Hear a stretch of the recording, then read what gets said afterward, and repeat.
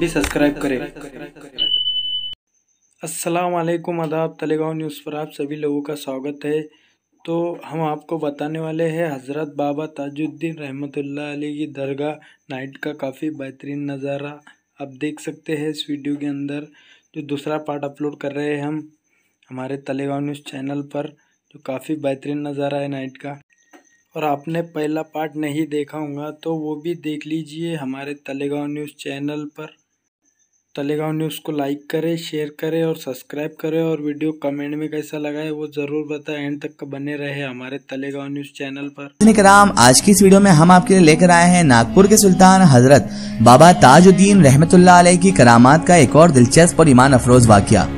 सरकार बाबा ताजुद्दीन रहमतुल्लाह अलैह की एक बहुत ही बड़ी अजीबो गरीब करामात का वाकया। तो मेरी आपसे मोहतबाना गुजारिश है कि इस वीडियो को मुकम्मल जरूर देखें। नाज़रीन मोहतरम, सरकार बाबा ताजुद्दीन रहमतुल्लाह अलैह की ज़ाते बाबरकत से कौन वाकिफ नहीं है।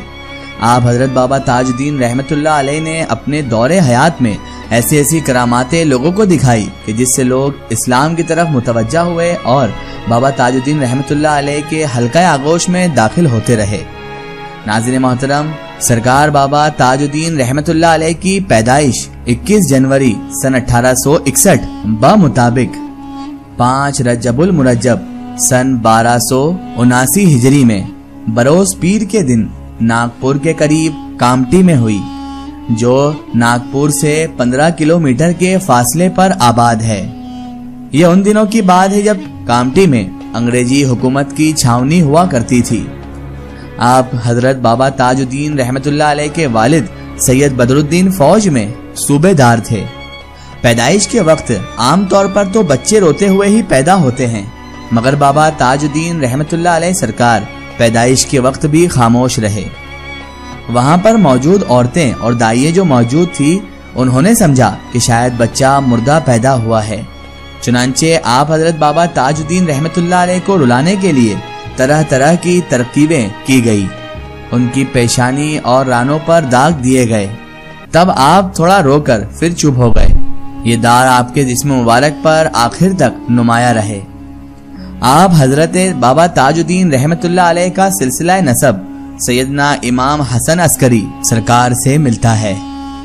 हजरत सैयदना इमाम हसन अस्करी के पोते सैयद अब्दुल्ला अरब से आकर मद्रास, जिसे आज चेन्नई कहा जाता है, वहां पर मुकीम हो गए और आपकी औलाद मद्रास और इतराफे मद्रास में फैल गई।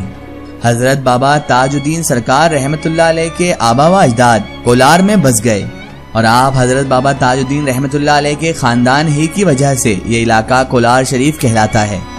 इस खानदान में कई वलिय कामिल, कई बुजुर्ग गुजरे हैं। आप हजरत बाबा ताजुद्दीन रहमतुल्लाह अलैह के वालिद बुजुर्गवार मुलाजमत की गरज से कामटी में आकर आबाद हो गए। आप रहमतुल्लाह अलैह से बहुत सी करामातें मंसूब हैं। एक मर्तबा का जिक्र है कि आप रहमतुल्लाह अलैह बाजार से गुजर रहे थे। रास्ते में एक सुनार का मकान आया। बाबा साहब रहमतुल्लाह अलैह ने फरमाया, बाबू, मकान जो तुम्हारा है ना वो खाली कर दो।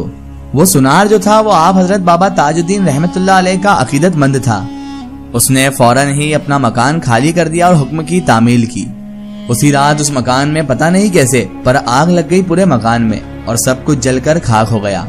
दूसरे दिन जब उस सुनार ने अपने घर को देखा, अपने जले हुए मकान को देखा, तो वो सुनार कांप कर रह गया और बाबा ताजुद्दीन रहमतुल्लाह अलैह की इज्जत उस सुनार की निगाह में और ज्यादा बढ़ गई। बेज़ाब्ता उस सुनार की आंखों से आंसू जारी हो गए और वो उसके बाद बाबा ताजुद्दीन रहमतुल्लाह अलैह की तलाश में निकल पड़ा। ढूंढते ढूंढते उस सुनार ने एक पुलिया के नीचे बाबा ताजुद्दीन रहमतुल्लाह अलैह को जा पाया और दौड़कर फिर बाबा साहब के कदमों में गिर पड़ा।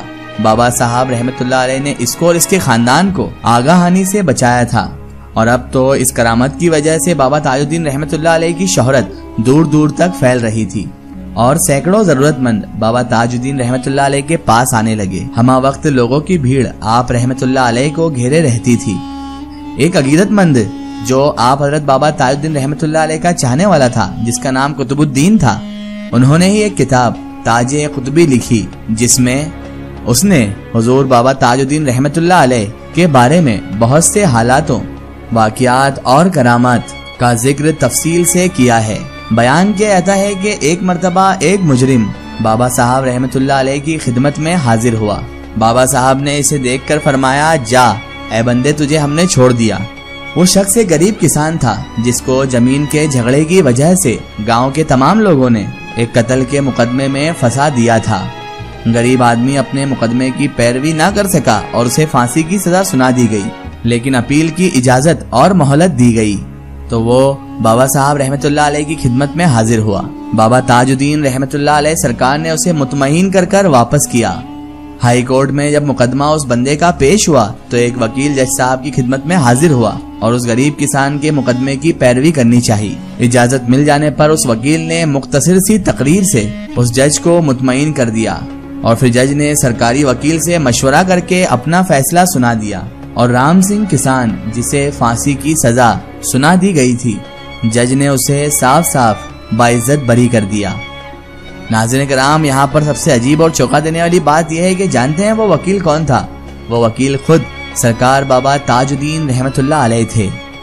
سبحان اللہ، جو ایک بے قصور مجرم کو آزاد کروانے کے لیے وکیل بن کر عدالت میں آئے تھے۔ اسی طرح بیان کیا جاتا ہے کہ ایک مرتبہ ایک ممبئی کے سیٹھ بابا تاج الدین رحمت اللہ علیہ کے پاس آئے۔ ان کے والد بمبئی میں سخت بیمار تھے۔ سیٹھ صاحب انہی کے لیے دعا کروانے کے لیے بابا تاج الدین رحمت اللہ علیہ کے پاس آئے تھے۔ بابا صاحب ان کو دیکھتے ہی بولے، ممبئی واپس جاؤ، تمہارے والد تو ٹھیک ہو گئے ہیں۔